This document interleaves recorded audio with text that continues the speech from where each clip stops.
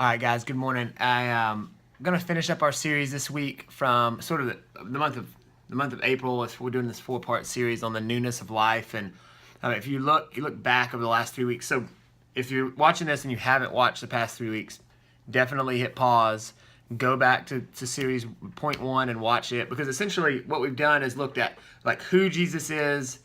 Really forget all the whys and the whats and all the W's, right? And just look at who he was. What kind of example he set for us? What kind of man was he / God was he?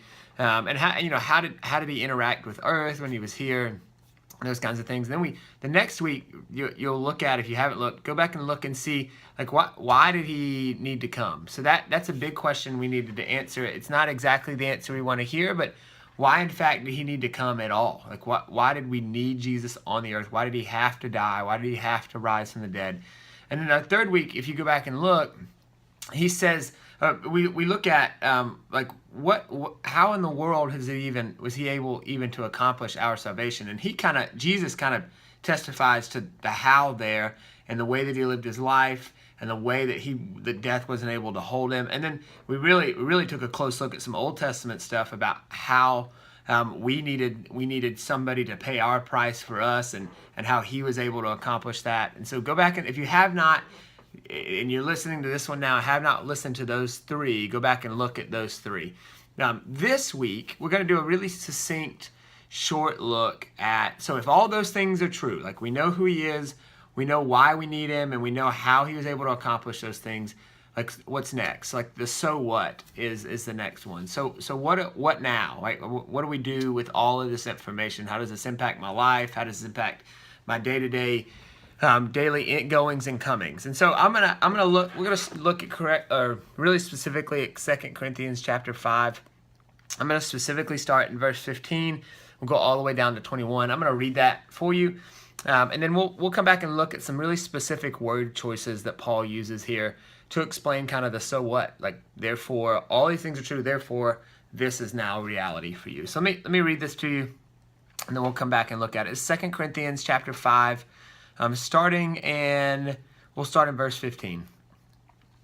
And he died for all, that those who live might no longer live for themselves, but for him who for their sake died and was raised. So that's a really important point. Like, no longer live for themselves.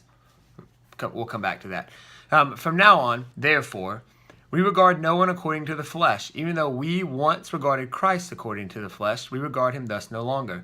Therefore, if anyone is in Christ, he is a new creation. The old has passed away. Behold, the new has come. All this from God, who through Christ reconciled us to himself and gave us the ministry of reconciliation. That is, in Christ God was reconciling the world to himself, not counting their trespasses against them, and entrusting to us the message of reconciliation. Therefore, right? So if all those things are true, therefore, we are ambassadors for Christ, making his appeal through us. We implore you on behalf of Christ to be reconciled to God. For our sake he made him to be sin, who knew no sin, so that in him we might become the righteousness of God. And so, if you were to look at sort of Paul's language here, he kind of takes the therefore and runs with it. So basically, he looks at everything he said about Christ, and he says, if all these things are true, we really do have a ministry, I would say an obligation even, to be obedient in our application of the gospel to our lives. And so Paul uses some really important words here. In 15, he says that we would no longer live for ourselves, that we would no longer live according to our desires or our hopes and our dreams, but we would live for the sake of him, Christ, who for our sake died and was raised. So number one, our motivations change, right? It's not about me anymore. It's not about what I want. It's not about my reputation. It's not about my furtherance. It's not about my movement up the corporate ladder. It's not about me anymore. That I would live for him, Christ, who for their sake died and was raised, right? And then he continues on this trend. He says, therefore, regard no one according to their flesh, for we once regarded Christ according to their flesh. We regard him thus no longer. Look at this. Therefore, if anyone is in Christ, he's a new creation. Behold, the new has come and the old is gone. right? So that's really simple. The old person who I once was with my desires and my hopes and my dreams is dead. And there's some new habits and some new desires that are now embodying who I am. I was once a slave, Paul says this in Romans, a slave to dead things, a slave to sin. And now I'm chained, I'm connected, I'm a slave, so to speak, to righteousness. So my desires and my hopes are for righteousness, right? He doesn't stop there. So once he's kind of talked about what we have now, like what we are now slaves to, how we are sort of connected to good things and to life and to righteousness. He doesn't stop there. He kind of says, like, because of those things, there's some things that will happen in your life. There's some sort of fallout, some reactions to that. And so in verse 17, he says, or in verse 18, he says, all this from God, who through Christ reconciled us to himself. And check this out, gave us the ministry of reconciliation. That is, in Christ, God has reconciled the world to himself. So he gives us his ministry. That ministry is reconciliation, or the moving, or the participation in the gospel's work of moving lost sinners to faith, reconciling the broken world to the faith and the gospel and Christ, right? Making what was once old new, like being used by God to take what is old to new, right? He gives us that ministry, and he's going to sort of elaborate on this in a second, but he gives us the responsibility of ministry. And I would take that one step further and said, he gives us the privilege of ministry. So many people ask me, especially my students, they ask me all the time, they say, hey coach, like, if God saves the world and he ultimately is the reason for their saving, and he elects and he chooses and he does the work of saving, like, what does he need us for? And I always say to them, like, hey man, like, I think you're looking at this the wrong way. You're right. He doesn't need us. The question you should be asking is, how lucky are we that we get to be used, right? Like, how lucky, how privileged am I that I get the ministry of reconciliation? The church gets to be the conduit by which God saves and reconciles the world. That's what he's saying to the church, is you get to do that. I'm giving it to you. Like, it's not a burden, it's a privilege. It's an honor. Like, how much of a good thing is that? How much of an honor is that God would use me, broken, sinful man, to do the ministry of reconciliation? And so he continues in that thought in 19. He says, that is, in Christ, God is reconciling the world to himself, not counting their trespasses against them, and entrusting to us the message of reconciliation. He gives us that message. It is our job. So the what now? Our job is to take that message to the world, right? Entrusting to us the message of reconciliation. Therefore, because he's given us that message, because we are now sort of his conduits to the world, therefore, we are ambassadors for Christ. Right? We are ambassadors for Christ, for Christ, God making his appeal through us. Like, that almost takes my breath away. God making his appeal through us. We're his ambassadors. The word ambassador in the Greek really does mean just representative or mediator of the gospel.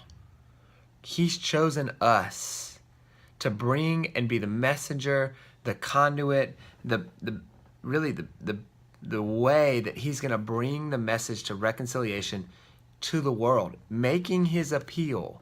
God makes his appeal to the hearts of men and women, or to the hearts of a broken world, through us, through me. So the what now of the gospel?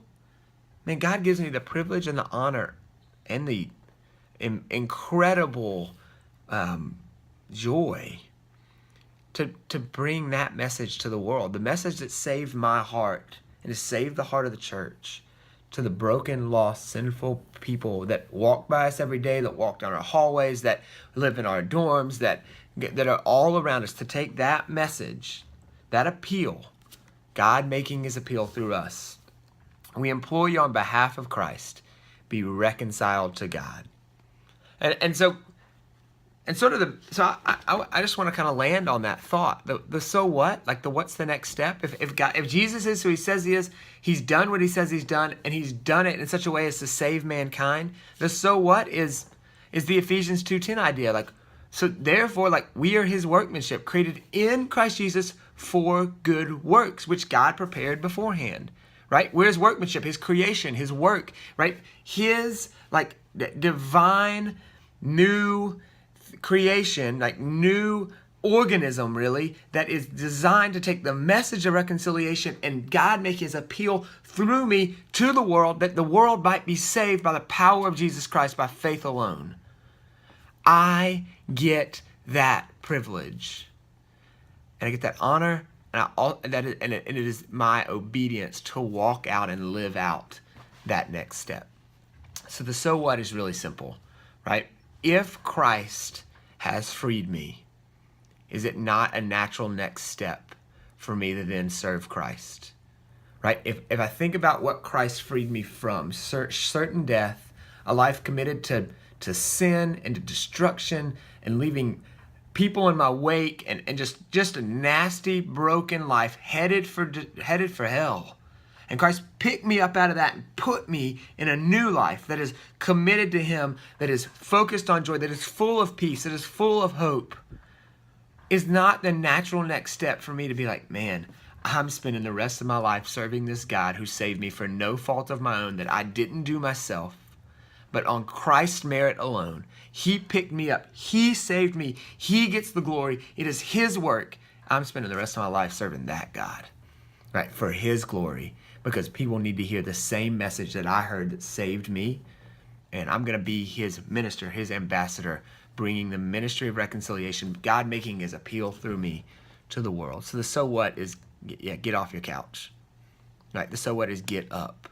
Do the work of ministry that Christ is calling you to in your workplace, in your home, in your churches, in your community, in the world, to the people that haven't heard the gospel, the people that have heard the gospel, right? Do the work of ministry, the ministry of reconciliation as an ambassador of Christ that God has given you that honor and privilege for.